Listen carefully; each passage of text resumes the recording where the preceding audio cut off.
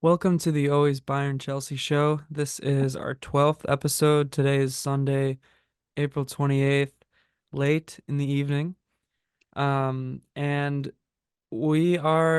guess we should start this off by saying that this maybe is going to be a video episode, depending on if I have time to edit tomorrow or not, because we're kind of um, doing this last minute. I was up and away all weekend, but now we're back and ready to go. We got a good amount to talk about today, but I guess, yeah, check out that YouTube channel at always, not at, but just always Bayern Chelsea.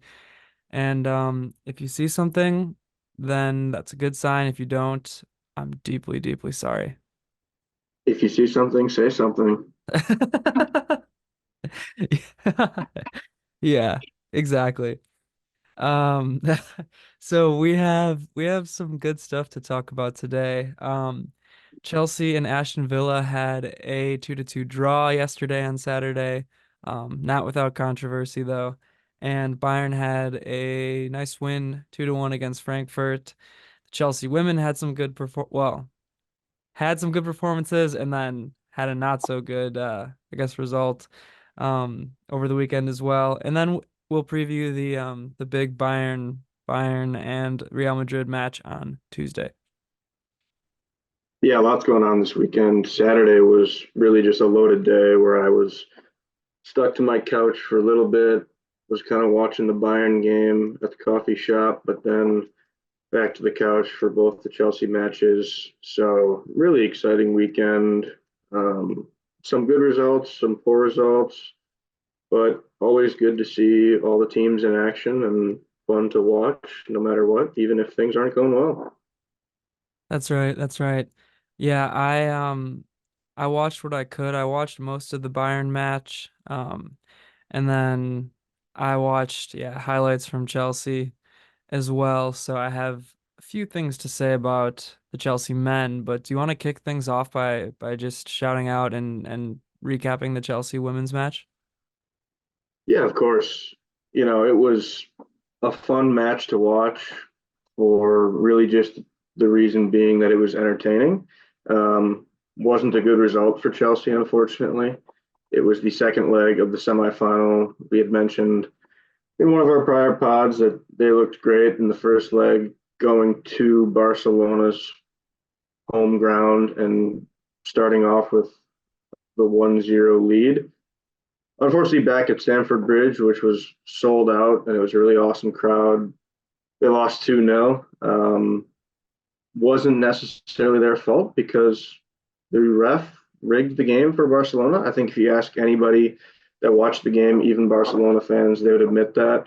It was pretty obvious from anybody that was there watching the game, watching on the stream. You could just tell at every single point of the match, the ref was trying to give the game to Barcelona, gave Chelsea a red card in the 59th minute, and then gave Barcelona a pen later in the match to really solidify things and give them the victory. And it was a shame because this happening for the UEFA kind of just paints the women's end of the sport in a poor light, which is something that they don't need at this time when women's soccer has been gaining so much momentum over the last few years. So it's really a shame to see because everybody's watching this exciting match and to have something like that happen, just unfortunate. And what made it worse is these fouls were completely phantom, and you got the ref smiling. Just disgusting. Dang. So yeah, that is I guess what Emma Hayes finishes out the Premier League now, and then I guess that was her chance at the UCL trophy, which that's the only one that she doesn't have, I guess, from what I was looking at. Yeah, I don't even know if she does or doesn't. I know she's won a lot of the women's super leagues in England, but yeah, it's unfortunate. It'll be her last game at Stamford Bridge because the women's team doesn't play there normally. But she actually had one of the great press conferences that you'll ever see after the match. Completely shredded the ref. Made a point to say that the ref essentially had zero experience, reffing big matches, has historically given cards that are super soft and unnecessary. So was awesome to see because she clearly just didn't care at all about probably any fines or whatever she would have to end up paying. And that ref, quite frankly, deserved it. So that was kind of a cool thing to see at the end, but still an unfortunate result. Wow. Big, big harsh words. Okay, well, thanks for that recap. Let's transfer over now to something slightly more positive, or I guess massively more positive, depending on who you ask, depending on how you look at it. But yeah, on Saturday, Bayern Munich got a 2-1 victory against Frankfurt in the Bundesliga.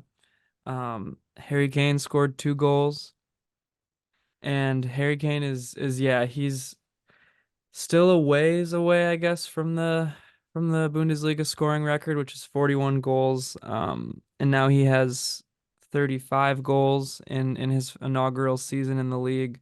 So I guess that's something to keep watching the Bundesliga for. If you're a fan, he's got 3 more matches to score 6 goals. So it's a little bit of a tough task, but that was, I guess, a nice highlight from this one. And then a not so nice highlight, I guess you could say, was the injuries to Konrad Leimer and Matthijs de Ligt. That kind of sucks, but we'll see. They got to rest Leroy Sané again. They rested Jamal Musiala. He's been dealing with a new injury now, which is pretty frustrating. Um, but yeah, like overall, you can't complain about a 2-1 win, especially against a Frankfurt side who's pretty solid. They're sitting at sixth in the Bundesliga right now, and I thought there was good performances from not, obviously Harry Kane, but I think Thomas Muller had a good performance. Rafa Guerrero had a good performance. Konrad Leimer, before he got hurt, had a great performance just with the assist he had to Kane, and I think Leon Goretzka also played well. So they're building a little bit of momentum for Madrid. They had a good amount of chances. Like the game could have been, 3 or 4 to 1 pretty easily. Yeah, I thought Bayern looked great. It wasn't a super exciting match by any means based on the scoreline and just kind of how things turned out. But Bayern played well, did everything they needed to do to keep the momentum up. As you mentioned, Kane had a phenomenal game once again, did score that penalty. For those out there that are kind of thinking he only scores pens, I would argue that he only has four in the Bundesliga this season. So, he's more than just a Pinaldo, if you will. But always exciting to watch Kane play. I'm good looking forward to how he finishes in the Bundesliga and as well as going up against a fantastic team this week in Real Madrid. So, as I mentioned, momentum is still strong, which I think is amazing for Bayern. Yeah, yeah, I do too. Obviously they're going to need every bit of momentum. They're going to need every bit of limited distractions, which there there's a handful of distractions out there, honestly, in the media right now relating to Bayern Munich. Yeah, and I was actually chuckling about it too because I was listening to a football podcast, not called Always Bayern Chelsea, and the host was saying the exact same thing about Kane scoring the penalty, and they were talking about the Bundesliga record, and like, oh yeah, he scores a lot of penalties, and then later on in the episode looked it up, and they were like, oh, he actually only has four in the Bundesliga this year, and I just kind of like laughed a little bit because yeah, it can seem like that, but yeah, Kane's the real deal, and if I've said it once, I've said it 1,000 times. The fact that he can score so many goals and also play so deep and have so many, good assists and near assists is really something to behold. And not to make this a love fest for Harry Kane, but while we're at it, we might as well. You had that tweet, always Che, about how Kane really should be considered for the Ballon d'Or this year, especially if he continues playing well the rest of Bundesliga, last few matches, playing well in the Champions League, if they potentially make the final, especially if they would win the final. And then if he finishes 2024 strong with England, he really would have a case for that award, as you laid out perfectly in that tweet. Thank you. Thank you. I was waiting to tweet that for so long for the right time, and I was like, you know what? This is the day that I lay this out because yeah, I'd like to hear more chatter about that. And I know that it's more of a, it's not quite just an individual award. A lot of times it has to do with how well your team does. So yeah, like you said, exactly. If Bayern advances and wins the UCL, or if England does well at the Euros, I don't see how he's not at least a top three, in the conversation contender. Um, but yeah, that was my overall reaction to the Bayern match. I don't have individual player ratings for this one.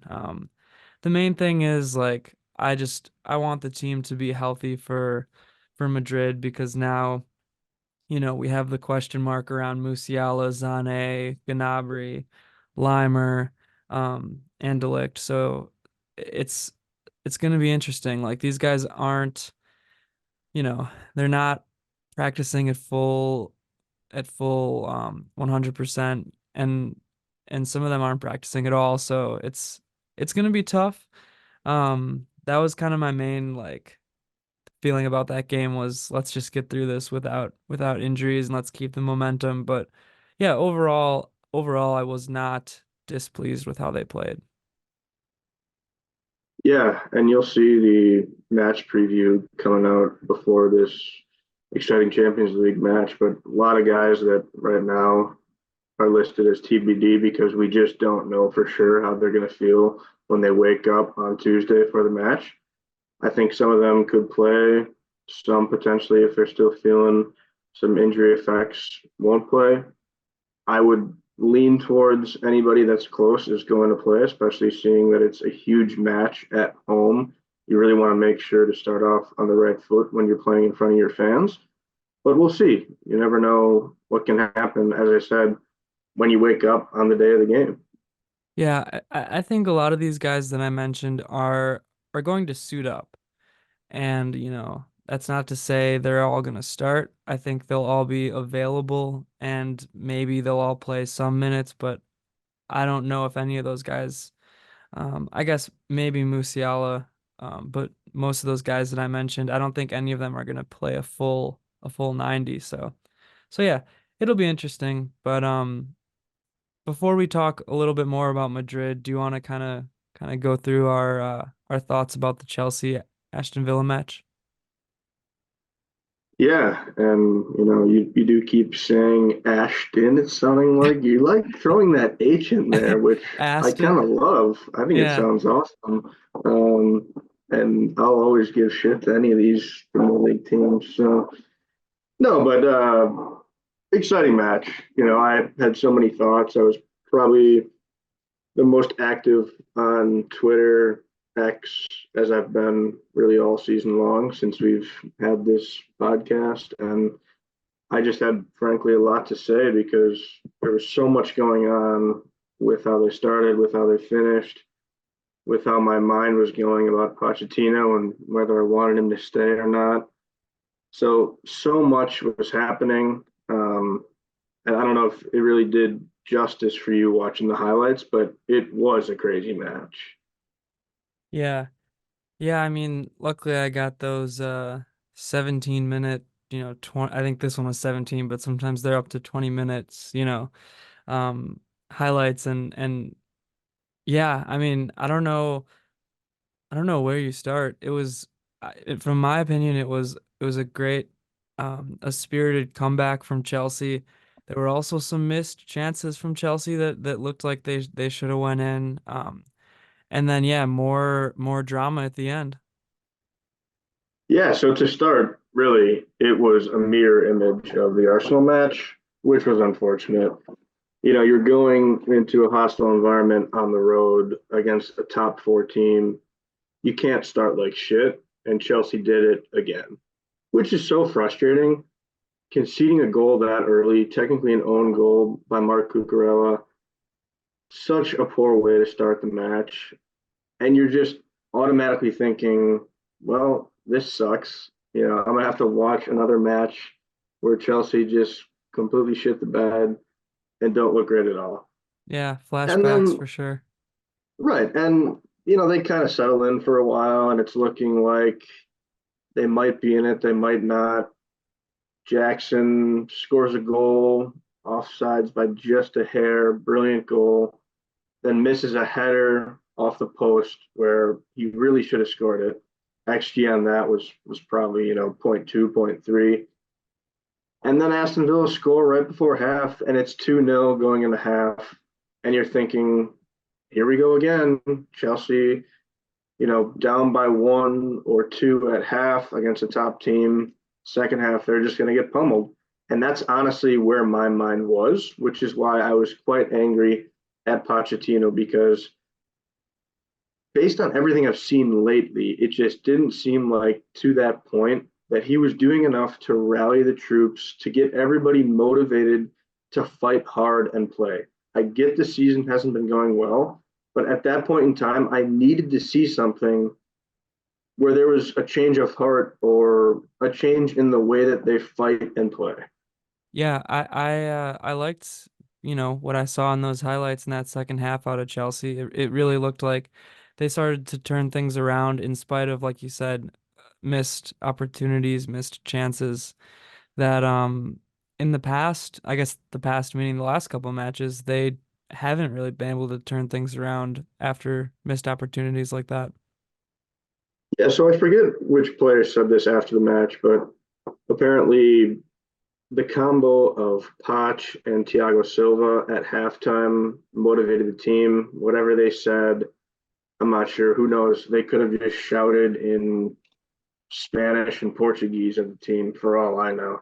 Um, but that apparently motivated them. And yeah, they looked so much better in that second half. I mean, the entire game they dominated possession, but the second half they actually started doing more with it. They kind of were bringing Cucurella in toward the midfield and overloading the midfield, which we've never seen before all year. He's a left back, never has, to my knowledge, been in that midfield role, but they'd kind of bring him in, as I said, overloading and dominating that space. And whether it was that or some other slight adjustments that worked, but it was effective and they were able to win possession back in Aston Villa's half. So they were getting the ball in more advantageous positions. And that led to the first goal by Noni Madueke because they won it back so far up the pitch. And the ball kind of filtered back to Noni and he slots it right in there under Emi Martinez. And at that point, you're thinking, all right, we might have something here. Um, and then they kind of just keep chugging along, the little engine that could. Yep. And that little engine all season has been Conor Gallagher, as we know. He's a guy that fights tooth and nail every single match like it's his last match. Because for all we know, it might be if they sell him, but he scores a brilliant goal with his off foot, I might add, to level it at 2. And it was insane at that point. I mean, you're thinking, all right, we might actually go win this thing. Do you think that that overloading of the midfield, which it's interesting that you said that, that's not something that I really gathered just from watching the highlights, of course, so I'm glad we're talking about it. Um, but do you think that that overloading of the midfield, like, was able to push Gallagher forward to be in spaces closer to the goal, or is that just something that he naturally does? Because I do like often see him, you know, getting good chances and close to the box, basically. Yeah, so with those midfielders, a lot of times you interchange with the other guys that are in those areas. A lot of times he'll interchange with Palmer or Mudryk, and he'll end up on the left wing. Him and Caicedo can kind of switch around.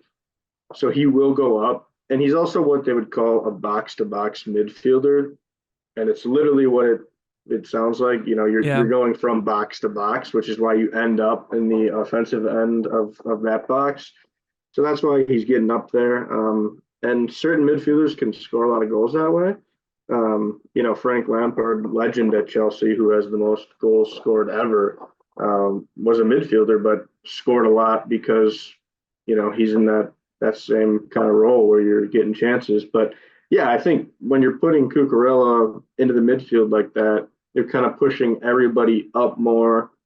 He's on that left side where Gallagher usually is, so that probably pushes Gallagher more toward the middle and to the right. And that Yeah. goal where he scored it specifically, was kind of on that right side, which you usually don't see him. And he's kind of curling into the left, which is why it was off the left foot. And as I mentioned, I mean, I don't know where that came from, but absolutely brilliant. I mean, it looked like he was a left-footed player. It was awesome to see. And I personally, from watching Chelsea, really like what somebody like Connor can bring. Like you said, the box to box, I think that's a lot like Leon Goretzka on Bayern. Um, but what I was going to ask is, do you, there's so many rumors that Connor's going to be sold. Like, what do you think about that? Because from my standpoint, he's an awesome player and he's someone that I would love to keep on the team. Yeah, so we will definitely be doing a complete analysis on this once the season ends because there's a lot of thoughts that I'd like to stretch out. But to keep it short for now, he's somebody I'd love to keep. I don't know if he's somebody I necessarily want in my starting 11 every single time out. The unfortunate thing is that you might need to sell him just based on PSR and these financial regulations. They might need the money for the 2024 fiscal end, year end, which will be 6/30. Um, so if they sell him, it's going to be before June 30th. So we'll see. I mean, if they literally need to sell him, then it's really not a decision. You just sell him. Yeah. If there's a way you can fit him into the team, I know Poch loves him. He just he does show more heart than anybody, but it also hurts him at times. He's got the most fouls in the entire league. Yes, he's also got the most tackles, but a lot of fouls too. So there's kind of both sides of that coin. Um, like I said, he's somebody I wouldn't necessarily want in my top 11, but a great teammate for sure, which we need guys like that. Yeah, that's what I love about him too is that heart and that effort that I always see him show. Um okay, so after that Gallagher goal, I know that there was a chance or two that could have been put away by Palmer. Is that the next thing you wanted to go into, or is there something that I'm missing in between this gap? No, I think that's kind of it. I mean, there was that chance by Palmer, the one I'm thinking of, and maybe there's a second too, but the one he really should have scored. I think it was either a mistake by the goalie or a defender where they, I think, just passed it to Palmer or he stole it from somebody that wasn't looking. Yeah, it was And had sorry, go ahead. no, I was just gonna say, and kind of had this run out where he could either pass it to the left. I think he had two guys on his left, Jackson and somebody else. Instead, chose to deke out the defender so he had space more toward the middle. And I don't know if he was trying to either chip it over Martinez or slot it just to the right of him, but probably should have scored it and unfortunately missed and would have been an insane winner, really. Almost would have reminded you of coming back against Man United. Yeah, yeah, that was right at the end there too. I think it was in stoppage time, but I'm fresh off the highlights, so my recollection of it is that it was a defender who tried to like pass it backwards, but ended up just passing it right to Palmer. And then yeah, I think Palmer was trying to slot it to the right, but it deflected off the keeper and just missed. And then yeah, yeah, Yeah, just tough. And Cole's had a couple of those where he's been so great that you expect him to score everything. Unfortunately, that's not going to be the case with these guys. They're not perfect as much as we'd like them to be. But that would have been insane. And then, and I was tweeting about this, so maybe it's what you were alluding to as well. I don't know how I just completely forgot the end and all the controversy there. I yeah, mean, just absurd how it ends with a foul on Badiashile apparently pushes off a guy, then kicks a perfect little ball to Axel Disasi, who scores a great header. I mean, this is deep in stoppage time at this point. Yeah, Scores this goal. Nobody's really celebrating. I'm not really celebrating just because you know whether it's an offsides or something, they're going to be looking at it, especially that late in the match. Ref, of course, looks at it, says it's a foul on Benoit, and it was rage from him, from Disasi, from Gallagher, from Punch. I mean, from Potch, everybody yeah. was so pissed you could just tell. I mean, I think there was probably a few more yells at the end just for all the arguing, but I don't know. It was. I'd love to get your thoughts on if you thought it was a foul. Yeah, it to me it looked like one of those that could go either way. I don't generally about me, I don't love a call there. Just so yeah. So like I guess late in the match for something like that where it seems like that type of thing happens, you know, maybe not at all the time, but it's that type of thing happens and it doesn't always get called for sure. So it's like it's tough the way I see it to be able to make that call in certain big time instances when it's not always made. But I don't know. It wasn't like there was something there, I guess. But man, it's hard to I feel like it's hard to justify it either way in a sense, which is kind of a cop out answer, but hopefully you're understanding what I'm getting at. I certainly understand your point. My points are pretty simple. Number one, I don't think it's a foul. I think he's slightly pushed, but I think that's just all part of the game, especially when guys are kind of jostling in those positions. Yeah, Number two, the way VAR is, it's so inconsistent. They just don't make the same calls every match, and that's what's frustrating. If this were to be a scenario where an attacker gets pushed in the same way, and let's say doesn't get a shot off or something in the box, you're not going to VAR and giving him a penalty for that same push, even if they do go to VAR.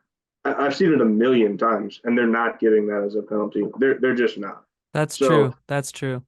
to say in this scenario that you let it happen, don't call it because he didn't call it right away. The ref did not make that call. Yep. So then for VAR to come in and say, all right, we're going to intervene here and we're going to say that this is an egregious mistake and to overturn it in that fashion, just completely unrealistic compared to what they would normally call.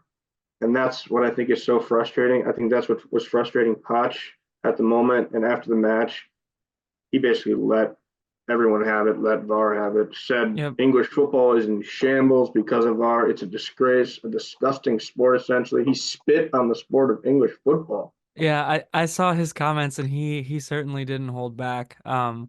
Yeah, I do agree with what you're saying. I think it's especially because you have to overturn that, that no call basically, which that yeah.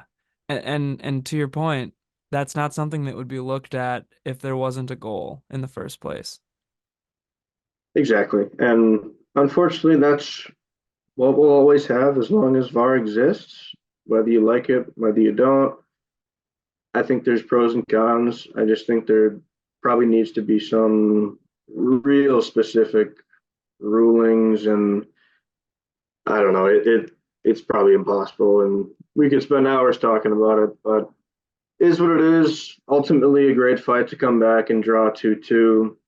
Still giving yourself a chance. These, I think, four remaining matches to put yourself in a spot for Europe or just have momentum in the next year. So ultimately, I'm happy with how it ended up, and at least we saw some fight from the team.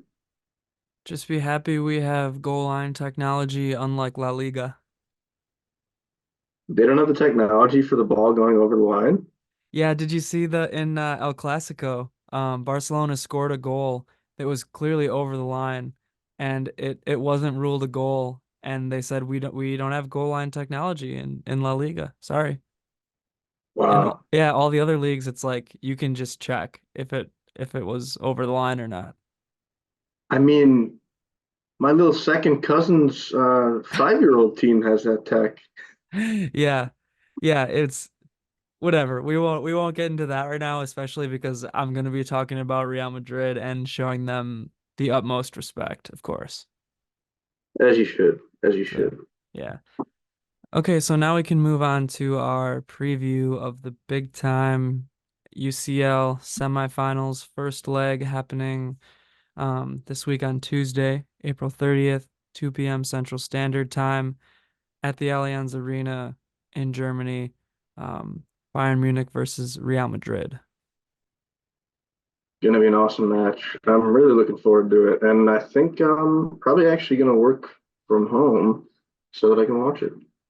Yeah, I did write down a little bit of a predicted lineup here, so I can kind of give that, and we can maybe give our thoughts about it. But we kind of already talked a little bit about the players with the injury situation. But I've been thinking a lot about what Thomas Tuchel's tactics are going to be for this one. And to start, I think it's obvious. I think Neuer will be the keeper in between the sticks. And then I think that on the left side, he's probably gonna do what he did against Arsenal, which is the Mazraoui and then Guerrero, um, Guerrero up at the wing, kind of tandem defensive thing because that worked well. Like it worked way better than I thought it was going to. Yeah, I could definitely see him doing that again. I forget what position does Sane play if he's out there. I think that Zane will be on the right wing, and I think that Musiala is gonna be in the like middle, the 10. Okay, I just didn't know if Sane was on that left wing and if Guerrero would be Yeah. taking his spot or not. So Yeah, no, Zane's usually on the right, and then a lot of times Musiala will play in that left wing, but I think that he's gonna play in the 10 on this one, and then yeah, I think Guerrero's gonna be on the left wing. Um, and I can't really like talk any shit about that because I'm really pleased with how Guerrero's been playing. Um, Now again, like I'm pleased with how Mazraoui's been playing as well, but he's naturally a right back and he's also coming back from injury, so like I don't know. I would maybe have a little bit of a shorter leash on that situation. However, yeah, with the injuries, it's like they don't have many options. And based off of how Alfonso Davies has been playing, I don't really feel confident with having him out on the left wing. The other option would be like to play, like I said, Musiala on the left wing, Zane on the right, and then like Muller in the 10, and then Guerrero at the left back or Mazraoui, I guess take your pick and bench the other one. yeah, I agree with everything you're saying there. I'll just add a note that I thought was funny when Davies came in on Saturday's match. He just slipped immediately after coming in, which I thought was hilarious because Yeah. you give him shit all the time and he hasn't been that great. So it was just a comical moment. Yeah, yeah. And yeah, I guess to clarify, because I do give him shit a lot, I think he's a great player. I think part of the reason why I'm hard on him is because he can be so much better. He has been so much better. Um, and yeah, I don't know like what he's been getting a lot of hate online too, which I really don't like. It just seems like something about Alfonso Davies' mindset lately has just been I don't know, far away, planets away. Or I guess countries maybe. Maybe he's already in Madrid. Maybe he'll just stay there. Could be, yeah. But if there's one thing you can change as a player is stepping up in big moments. And whether it's him, whether it's Mazarawi, Guerrero, anybody who's on the pitch, if you want to make yourself known to your fans, to your country, to Europe, play great in a big match, in a big moment in this semifinal of the Champions League, and nobody will ever remember what was going on with you prior because you'll be a star.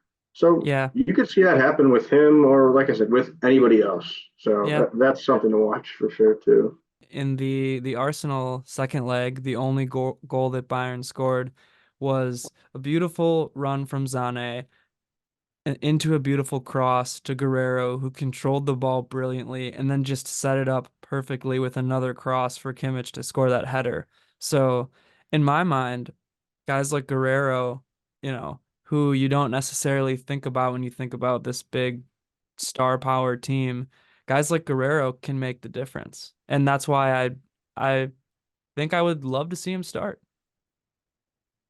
Yeah, he certainly has momentum on his side, and he's been part of the teams that have been winning games and creating that momentum as a team. So I think everybody wants to see him out there, fans, coach, you know, analysts, podcasters. Yeah, So yeah. might as well play him. Sweet. Yeah, so I guess we kind of jumped around a little bit, which is like what I was hoping for with the discussion. But to round out the attack, it'll be none other than Harry Kane.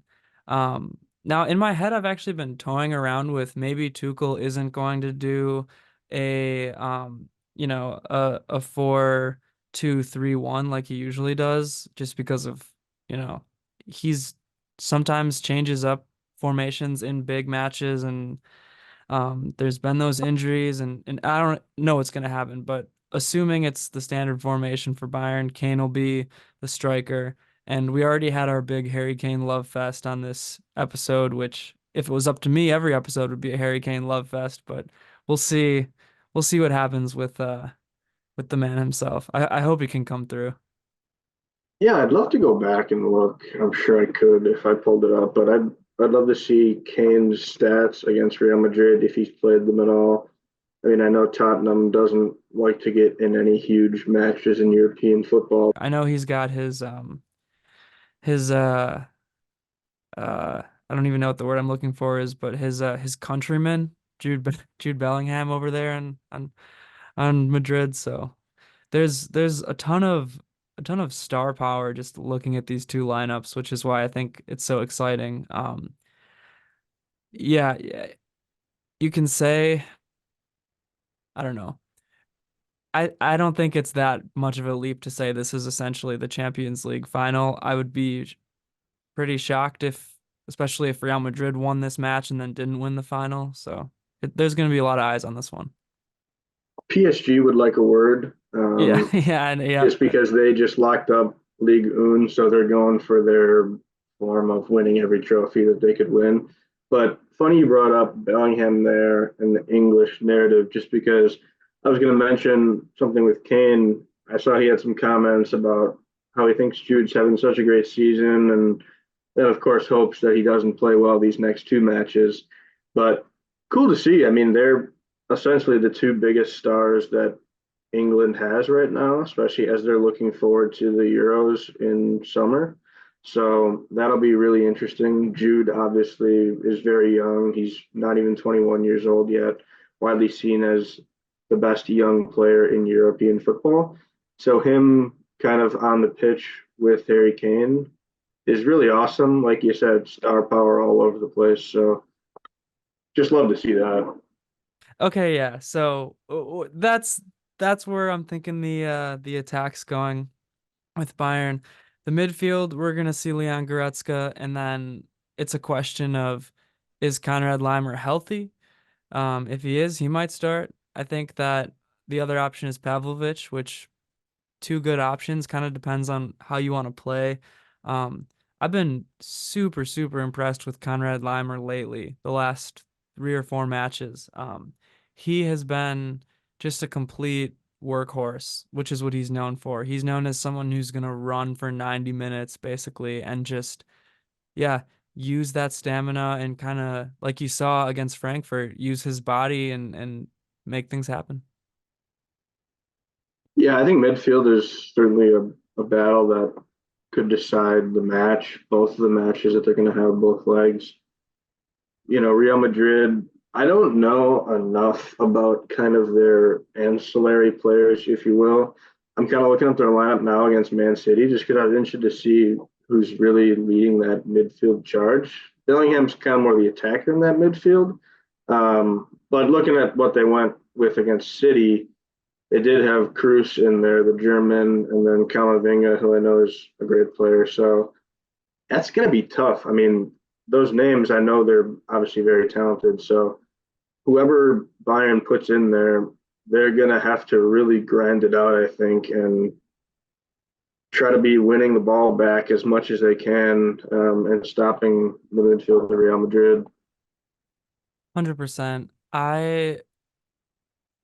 I'm about ready to call Real Madrid the best team in the world. It's if they win the Champions League, okay?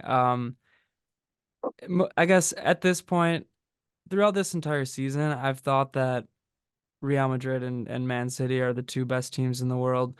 Obviously, Arsenal comes in there, but as you and I have mentioned, we kind of have our thoughts about Arsenal being maybe a little bit overrated.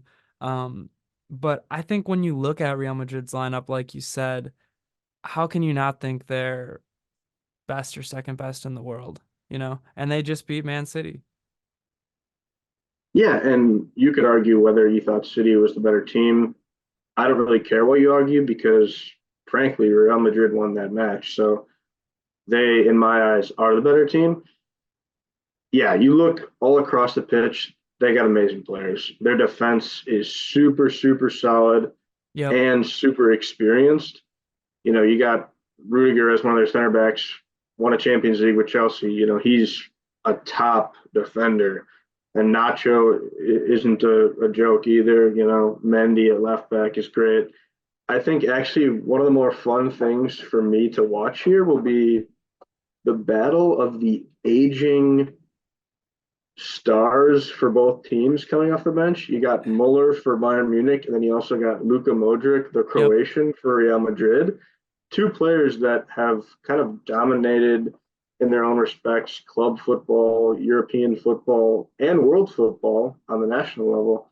That's something that could decide this semifinal because super subs are very important in these matches. Yeah, I totally agree with that. And that's the thing too with guys like that and like you said with Rudiger and really almost all of Real Madrid, they they have that Champions League experience, which is something that Arsenal didn't have. Real Madrid has that prestige and that allure of being a successful Champions League club that, you know, that type of thing I think helped Bayern against Arsenal. You kind of knock that out for this match.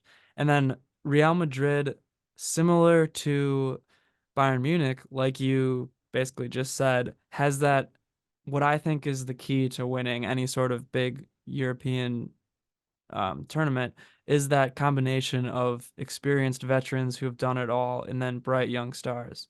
There's really, yeah, no holes in Real Madrid's roster, which is why I think they're such a scary team. I think that super sub um, uh, clash of the aging, you know, world stars is going to be super fun to watch too. And I think, like you said, especially in Champions League semifinals, you know, maybe if it's a tie, maybe if you start, you know, going into extra time, that type of thing is going to be super fun to watch. So I'll agree with you that I don't think Real Madrid has a ton of holes. I will say one spot I'm looking at as a potential hole is the goalie. They've been Yeah, using Lunin, the Ukrainian, and he's been fine. Their backup is Kepa Arrizabalaga on loan from Chelsea, but the arguably best goalie in the world, Courtois, has been out all season, I think, with the torn ACL. Made yeah, the roster technically. I don't see him coming back just because it's too important, but that's one spot. I would say Bayern has the edge, even though Neuer is aging. He's still a phenomenal keeper. So something to keep an eye on, whether it could be a mistake with a pass or maybe a miscommunication with a defender potentially. You never know. Things like that, small mistakes can decide a match. yeah, especially in Champions League, especially in these big semifinals, that type of thing can definitely be the difference maker. And I think you need a little bit of luck sometimes too. And that's the thing too that I've noticed with Neuer being back. The whole team really does play differently with him back there. They're just so much more confident. He's yeah, that like sweeper style goalie that just like completely can change a match. Um and then yeah, the way that he communicates with the defense, which I didn't even kind of throw my prediction out there yet outside of Mazraoui, but yeah, we'll probably see Kimmich at the right back, and then I think Eric Dyer is going to start for sure. I think the other center back is going to depend on if De Ligt is healthy. Yeah, exactly. Major fist pumps in the air for Dyer. Yeah, if De Ligt is healthy, he'll probably start, but otherwise, I think Kim will get the start. And yeah, with Neuer back there, kind of commanding things, he hoped that a tight ship will be had. Yeah, love to hear your confidence in Dyer. Delict, as of now, will be on my TBD list for playing. Had a pretty sizable limp after the match against Frankfurt. Yep. Was he just kind of making sure that it was okay and not putting weight on it? Maybe so. I don't know him personally, so he's probably a tough son of a gun, and he'll probably fight through.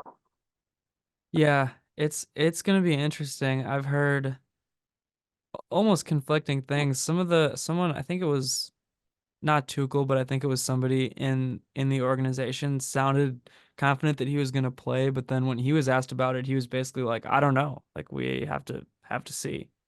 So it's it's gonna be interesting. I'm gonna go out there and after all this, give my official prediction of Real Madrid 2, Bayern Munich 1 for this one. Really I yeah, I hate to bet against Bayern. Although when I did that against Arsenal, it worked in my favor, so maybe I'll just keep that going. But I just think the thinness in Bayern's roster right now and the constant changes with who's healthy and who's not is going to be a little bit too much to overcome against Real Madrid.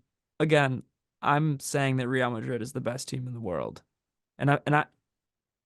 I'm someone who rates Bayern very highly as well, even with all their struggles this year. So that's my prediction. interesting because you're essentially saying that Real Madrid will advance to the final, which is fine, reasonable. I'm sure they're favored to win by the odds makers, but if you're Bayern, you need to get a victory or at least a draw at home. I personally am predicting a draw in this first leg. I'm going to say it's going to be 1-1. I just think it's high stakes, and I think Bayern is going to be up to the task, and they're going to play pretty defensive. And I don't say that in a way to mean that they'll be passive, but I think they'll just be very strong defensively, which I think will bode well for them. I do think Kane will get a goal, and then screw it, Bellingham will get a goal for Real Madrid. So I got 1-1, and I would lean toward Real Madrid then advancing to the final in the second leg. Um, but yeah, things could change, and that's my prediction as of now. Hey, that's a solid prediction. I also agree. I think Bayern's going to play very, very defensively and very strong. Real Madrid's one of those teams that can score out of seemingly nothing, which obviously worries me. Um, but yeah, I'm just excited overall. It's a historic matchup. I'm ready to be there and basically go down with the ship because this is Bayern's last hope for a trophy this season, or rise over the ashes of a bloody but beautiful battlefield.